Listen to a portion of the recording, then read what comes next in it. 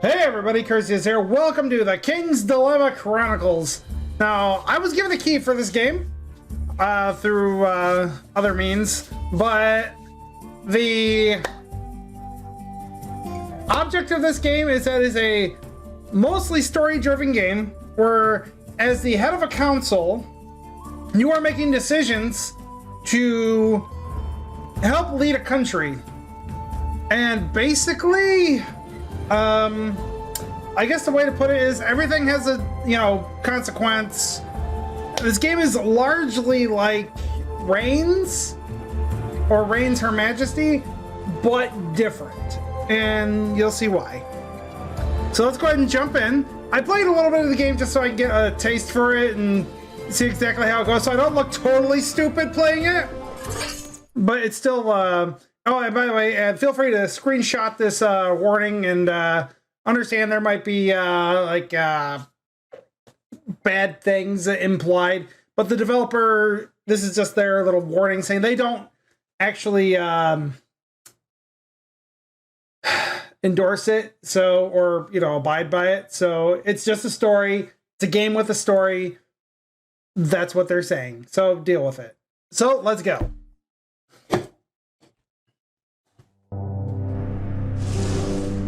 Welcome to the kingdom of Unkist. I don't know.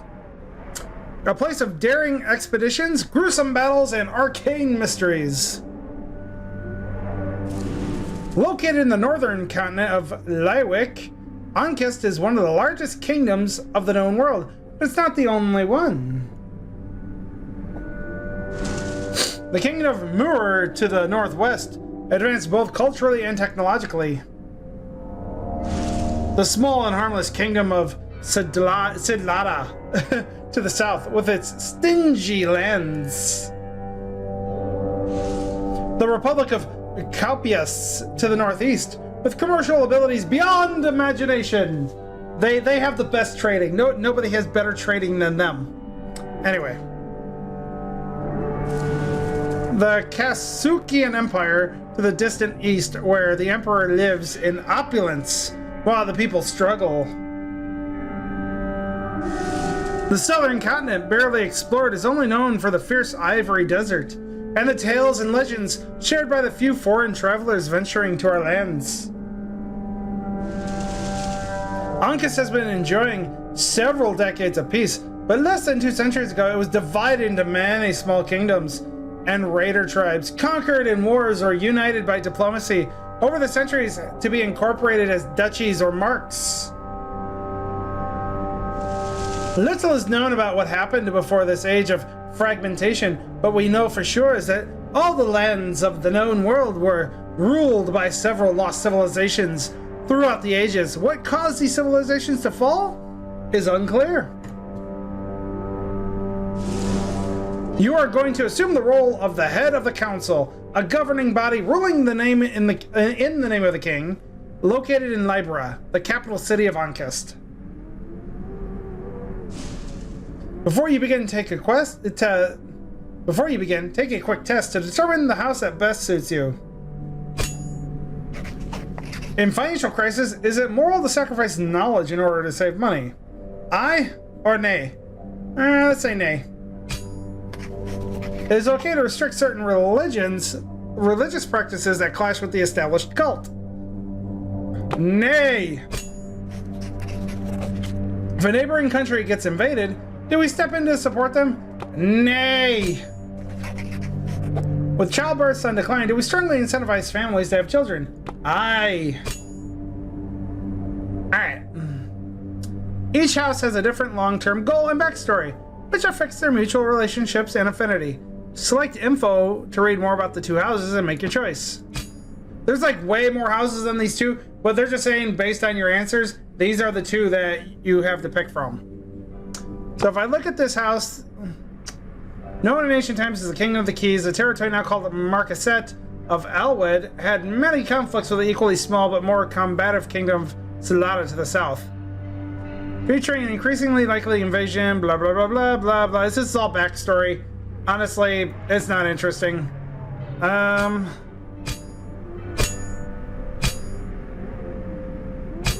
These two houses are nemesises, or nemesi. I don't know why you would say it. But let's go ahead and pick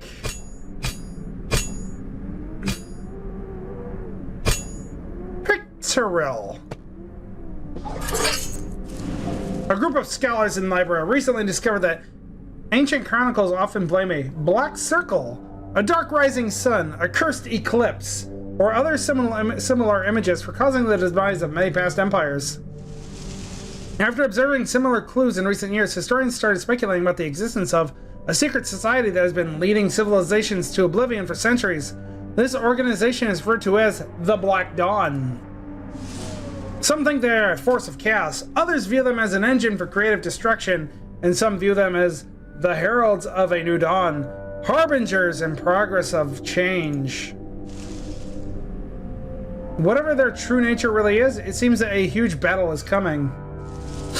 As head of the council, you have the powers to shape the future of this kingdom, but the Black Dawn is lurking in the shadows. Its existence is threatening and yet intriguing.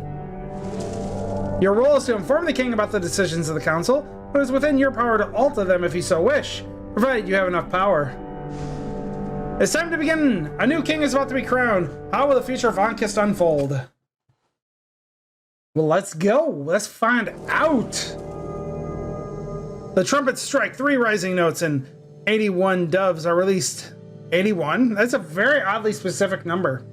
Doves are released in the as Herald 5 is crowned king by the prior mother of the cult. The people erupt in a cheer of joy. Our hopes of enduring prosperity are renewed with the new king. 4 dignitaries from Kasuk, Capias, Sidlata, and Mur crowd the royal castle to evaluate the new king and win his favor.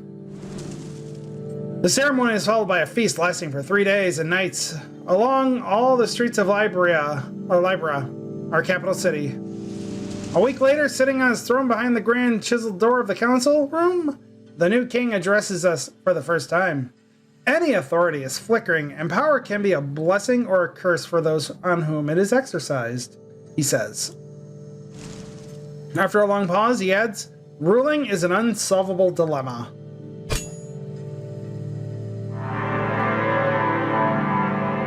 The Eclipse keeps track of the 6 storylines of the King's Dilemma chronicles. Advancing with each story chapter, when all storylines are complete, the eclipse will end and the uprising will start. Okay. This is the map of the kingdom. From here, choose your next dilemma from the sidebar. Change in zoom level between the entire continent, the kingdom of Ankist, and the capital city of Libra to reveal all available dilemmas. These 5 resources right here represent the status of the kingdom's influence, wealth, morale, welfare, and knowledge. Every dilemma will move one or more of these resources. Every dilemma will change these resources up and down of the current reign, just like in the game Reigns. This part is kind of like if you played Reigns, you know. And if they go too high or go too low, the current reign of the king will end. But the king will be replaced because, you know, you're not the one being murdered by the peasants and everything. So that's okay. So let's go ahead and start with...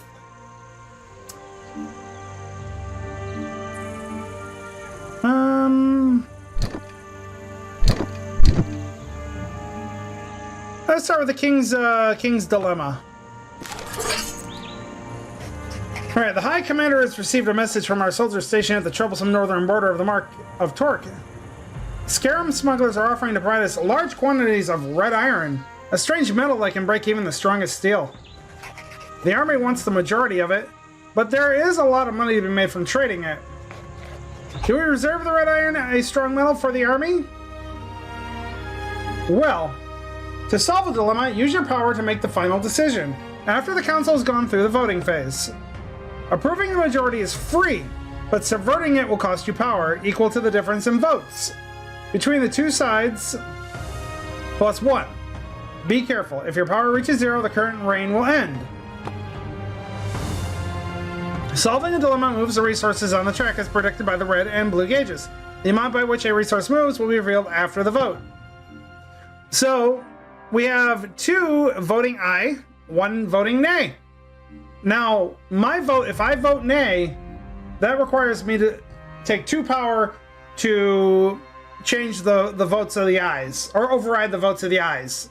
But really having red iron, a strong metal, sounds like a good thing, so I'm going to go with the majority. The majority is free. A strong economy requires a strong army to protect it. The High Commander contacts the smugglers to establish the operation. A steady flow of red iron from the mostly unexplored lands of the Folafwar Mountains is supplied directly to the smiths of the army, with only a little remaining for our merchants. To thank the king for the prosperous business, the smugglers gift him a masterful red iron sword named Scarlet Tide. I like the way that looks. The army soon elects the blade as its symbol and as a sign of its future power. A significant portion of the imported red iron starts flowing towards the royal armory, and military smiths begin experimenting with new ways of working with the sturdy material. Because of its exceptional sturdiness, red iron is difficult to mold into weapons and armor, but a few blades are forged for the most elite regiments.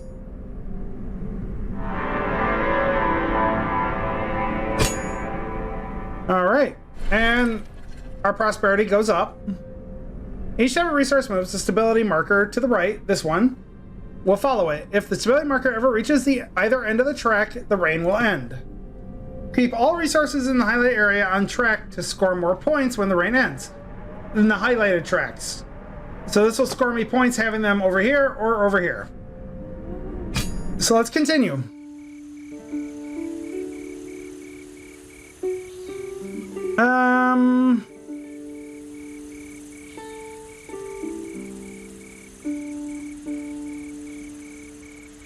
Let's see what this guy wants. Cirillo, a Cordenian merchant from Duan, has taken an interest in the Scarlet Tide, the king's red sword. He's offering a kingly son to purchase the replica. The army, however, has grown attached to its new symbol. They would not like to see its symbolic value tainted and diluted for the caprice of some lazy Cordenian merchant. Can we allow a replica of the Scarlet Tide to be made? Wow, I have 2 eyes on this? With each element, the time counter on the right will increase. When it reaches a space with the skull icon, the king has a 50% chance of dying, or 100% if it reaches the final space.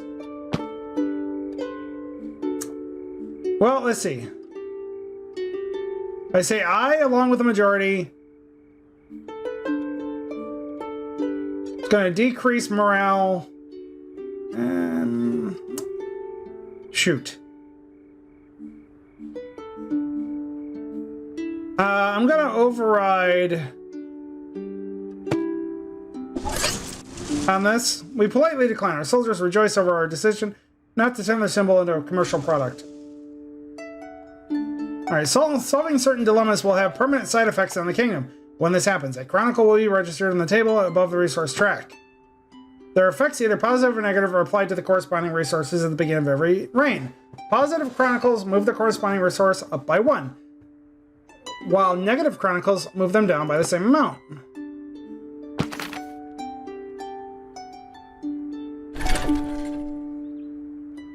Your morale alignment determines which rewards you'll get at the end of each reign. The rewards can be coin, prestige points, the little white crowns, or crave points, the little black crowns. The resource track highlights the target area to score points. The more resources in the target area, the more you'll be rewarded. So if they're here, I get white crowns up here, black crowns down here. Above the resource track, there is a preview of your rewards based on the current position of your resources and your moral alignment. Hooray. Alright, let's go take a look at the world. City of Tents. Let's see about this. The Scarlet Tide. Upon inspecting the first weapons made with red iron, the chief doctor of the Royal Army realized it would be a wonderful material for medical equipment, as it is sturdy even when thin. Some suggest we should prioritize forging swords over scalpels, but our medical knowledge could vastly benefit from such superior tools. Do we prioritize the medical use for the iron?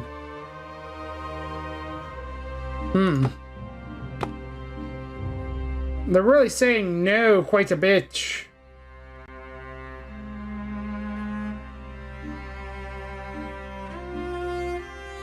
Looks like I'm going with the majority here. Yikes. I need to get some negative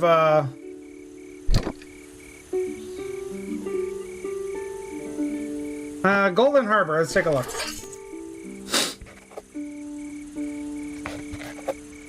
Fund the construction of windmills. Spend coins to corrupt a council member and change their vote. The cost of corruption for a council member will increase each time you use it. Alright. Looks like I'm gonna say nay, but I don't have 4 coins to change anything, so I gotta use another 2 power.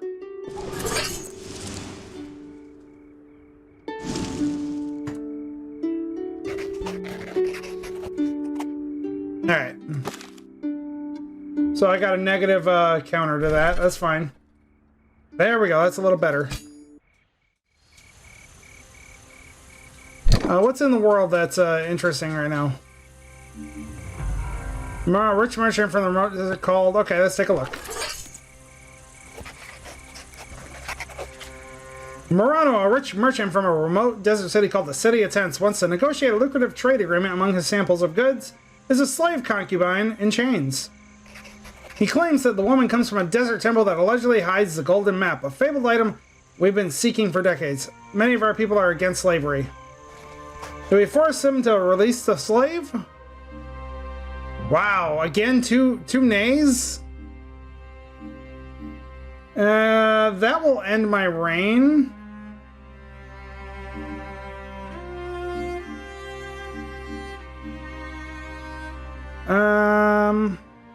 Alright, I can only do this. Alright, we're gonna force him to release the slave. Our choice to free the merchant slave compromised our relationship with the southern desert lands before it even started. Aw, boo-hoo. Sarah, the woman we freed from slavery, comes to the remote temple of the mother of the south of Maradi, which we call the Ivory Desert. She says the golden map is guarded by this temple. Sarah was kidnapped and enslaved by her former master while visiting the City of Tents. Her story becomes quite popular in the kingdom and spurs a burst of interest in the export southern continent that she calls Conforta? I don't know.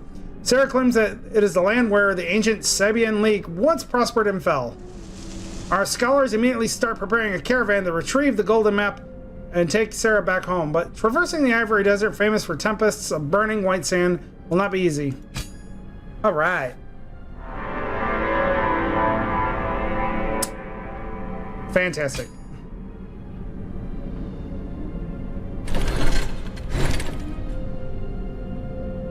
Woo! Alright, let's keep going.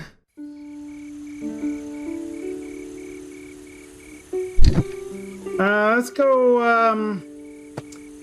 talk about the Scarlet Tide some more.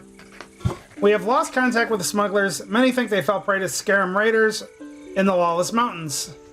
Some suggest that we should send a military contingent to investigate. A dangerous quest, as it could be seen as trespassing by the kingdom of Ankal, further to the north, with whom we have had not had contact with for decades, whose military strength is unknown. Do we send the army to investigate? The overwhelming choice here is nay. And by the way, as you make choices along with the council, they will either grow to like or not like you more. So the nay pushes things down, which I'm going to go with the nay. No, we don't need to. A few years later, the corpses of one of the smugglers arise in Torque, bound to a horse with a red iron dagger in its back, holding a letter. Your men violated our mountains. A just sentence has been passed. The gory message is imprinted in red ink with the symbol of a gauntlet, the emblem of the kingdom of Ankal. We alert the army scouts to keep an eye on these aggressive neighbors. After we abandon Lawrence and his smugglers to their fate, many of our merchants don't feel safe traveling outside the borders of the kingdom to seek new sources of profit. Despite the relatively short distance contact with the King of Ankal we lost for decades, the bitter lands that divide us allow very few exchanges. And they never had much to offer anyways. Though they were a militaristic society, we consider the Ancolic as inoffensive as the Scarams, nomadic tribes, live in the unclaimed brown hills along our border. Yet despite their small numbers, it seems they've become a threat thanks to red iron. They must have discovered it only recently, but they mastered its harvesting and smithing much better than we. The scouts we sent even sighted an impressive fortress reinforced with huge red iron plates they call the Crimson Keep.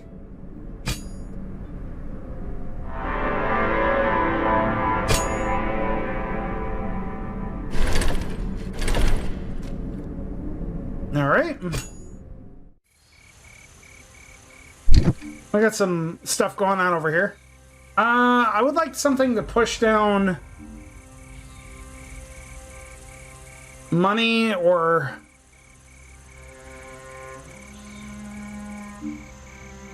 I think this might be a good one. Let's take a look. Iron that pierces the sky. The Tribune reports to us that an unprecedented drought has hit Tyrell, ravaging crops and decimating the castle. The price of bread has increased to the point that many among the poorest can't afford it. But the Kingdom of Myrrh is offering us uncannily cheap wheat. Importing it would save the poorest from starvation, but its low price is suspicious. Do we import low-price Murrian wheat?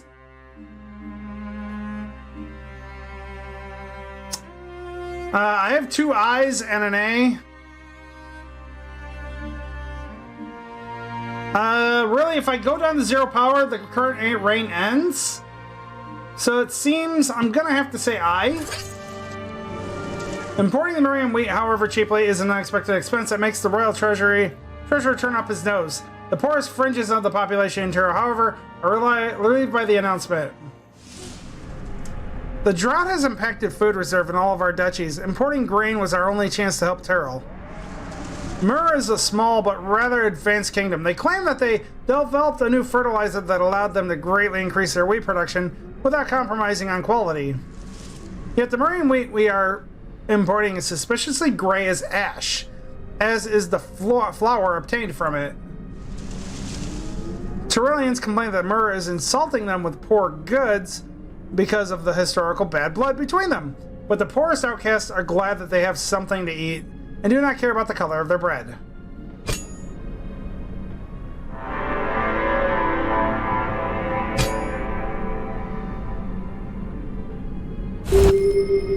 That was the game rolling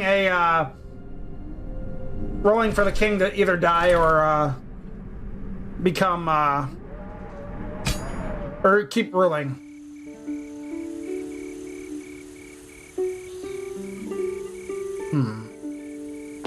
I'd like to push this one. Increasingly, rumors of the fierce kingdom of Inkal worry our people. Many think we should recruit more soldiers among the peasants to patrol the unclaimed lands north of our border. Scholars believe we should instead investigate the customs of Inkal to ascertain whether they are a menace and to clarify the misunderstanding caused by the smugglers. To recruit more peasants into the army, I have 2 nays and an I.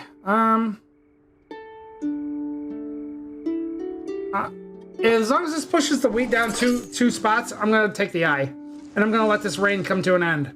The High Commander issues orders to deploy the new conditions of the Unclaimed Hills north of our border, but diplomats worry that, without knowing much about the Ancali, such a blatant display of power may be precipitated by that situation. Ah, blah. The newly created contingents are sent to occupy the Unclaimed Hills in the north and bolster the border defenses. A series of small forts are set up close to Uncal's borders to observe their movements. The bulk of our army stands behind them in a large encampment ready to intervene. Rumors of the dreadful might of the Ancali, however, spread fear among our ranks. The scary tales shared by the Scarams, the barbarians, the nomadic types of in the Brown Hills suggest that they know no fear and they are trained to master all weapons from the age they can walk. They are said to be very honorable, though, and they're known to always keep their word.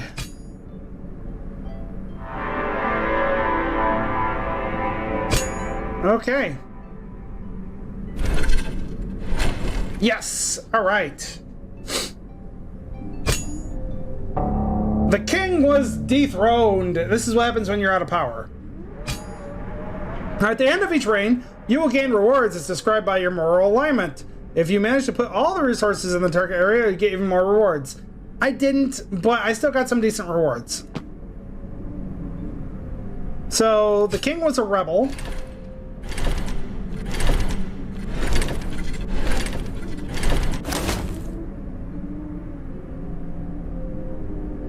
At the end of each reign, you'll have to choose the moral alignment of your heir to the head of the council. The longer the reign, the more moral alignments will be available. Opulent means if I can get everything up above in that area, I get good rewards. Moderate, pretty much I can get rewards. Yeah, whether they're up or down from the center track. But I get additional if they are all in the center of the track. Obviously, moderate, very hard to get the bonus. We're actually already on the way for greedy.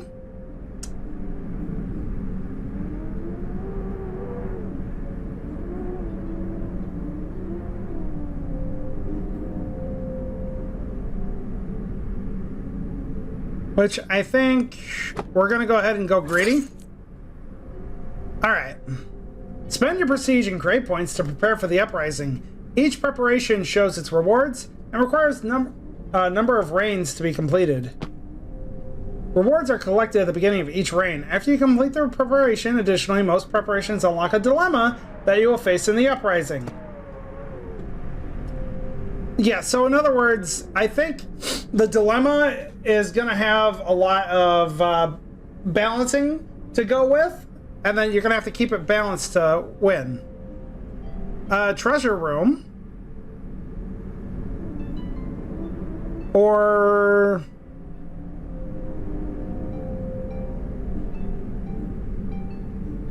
I'm going to build this, well...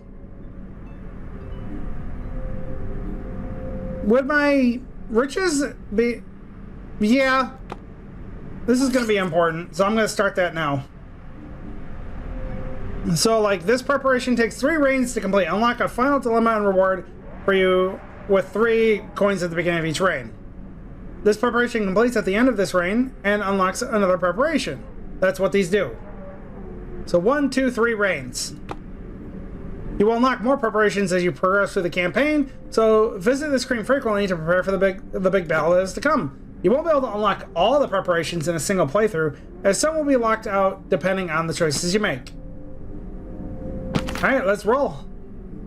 Manage the council and review information about the houses. Alright. If you form an alliance with another house, your total power increases by 1.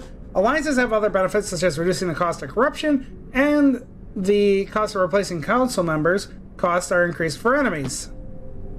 With your choice, you can try to achieve the long-term goal of your house and 2 secondary goals. Completing them all will grant you more power, plus a bonus of cohesion or dissent points for the uprising. Alright. So this is me. My narrative goal is to subdue the outcast. Subdue the outcast? Establish the separatist movement. Make slavery accepted. Woof. Who's all in my council here? You. You're okay with me right now. You're okay with me right now. You kind of don't like me. But that's pretty much all I got. So let's continue. You will find all previous tutorials in the pause menu. Woohoo! Alright. Let's go back to the library. Dark Harvest, the castle's courtyard. Alright, let's take a look. It's time to resupply the army. We could save money by mixing regular and gray wheat to reduce the bread rations for our soldiers. Do we use a mix of cheap gray and regular wheat to feed our soldiers? I got 2 nays and an I. I really think that there's something wrong with this wheat. So I'm just gonna say, no. Oh, I love that. All right. I have to, now one of the rules that they'll reveal if I get there and too early, if the king's reign does not last for at least 3 dilemmas, then I don't get any rewards. Anyway,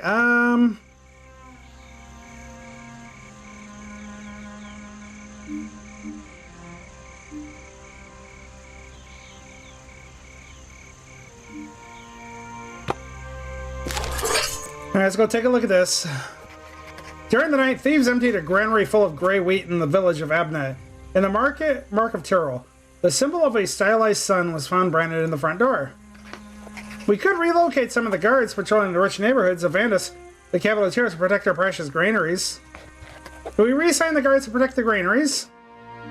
1 nay, 2 ayes. Saying nay pushes that down. An aye pushes that up. I'm just gonna bribe you, and I'm gonna go with the new majority here. We'll leave the guards to patrol the rich neighborhoods around the central markets of Vandus, through which most of the city's money flows. The common people of Abnett are demoralized by the council's apparent disinterest in their problems. Boo-hoo! Alright, dilemma number 3. I'm gonna want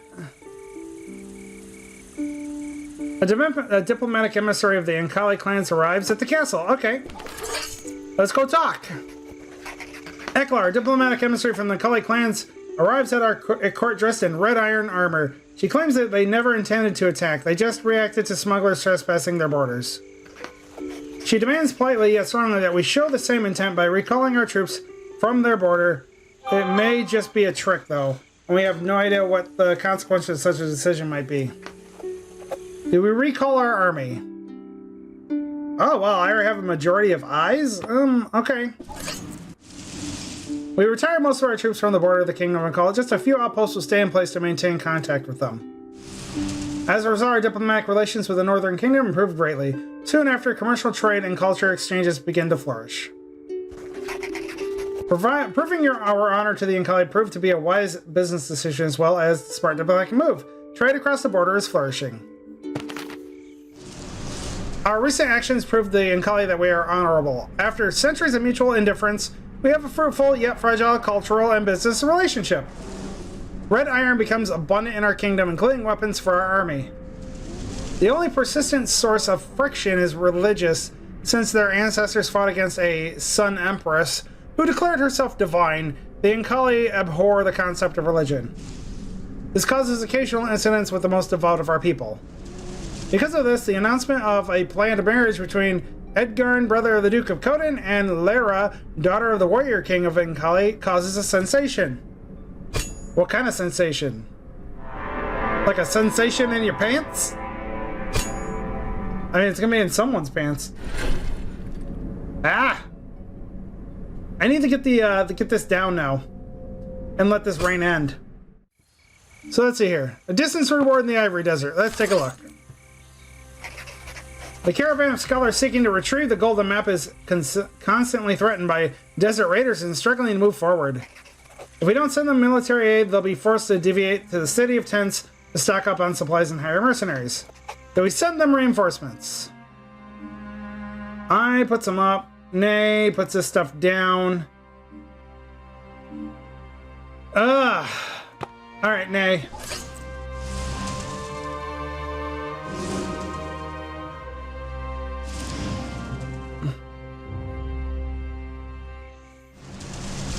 Alright. Seen from afar, the majestic city of tents looks like a mirage. A white temple emerges from the clear waters of an oasis circled by a colored sea of tents, full of people haggling for goods. The temple reminds some of the many sandstone ruins found in the Salaka blah blah. The city is ruled by the Sand Priestess, an opulent version of the cult of the Mother. We may worship the same goddess, but their lavish ways are in stark contrast with the sober purity of our cult. The arrival of our expedition boosts trade between our countries. News of our search for the golden map spread among the locals. It is rumored that the Sand Priestesses are hiding it in the secret temples of the desert. In the desert, blah.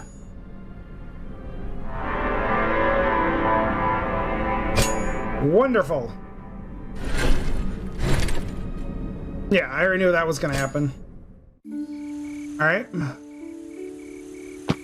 Well, alright, let's get another one out of the way here. I need to get the security down so this rain can end. Extra, blah, blah, blah. They're excellent warriors and camel drivers. Alright. Okay, this works. 3 eyes. I'll go with that majority.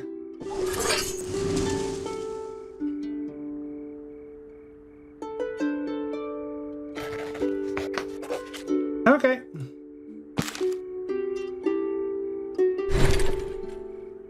There we go. This king was killed. Oh, this king was dethroned. Oh, no. Well, I've just got money. That's it. No, well, money's good.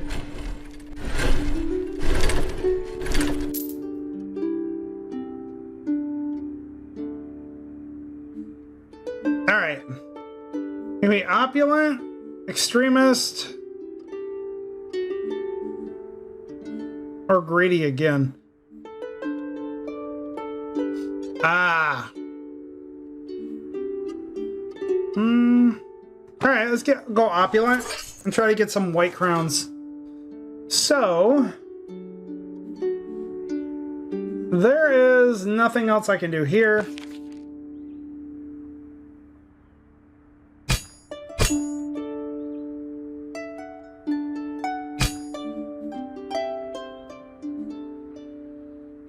I want to see your narrative goal. They want to conquer another kingdom, which might work.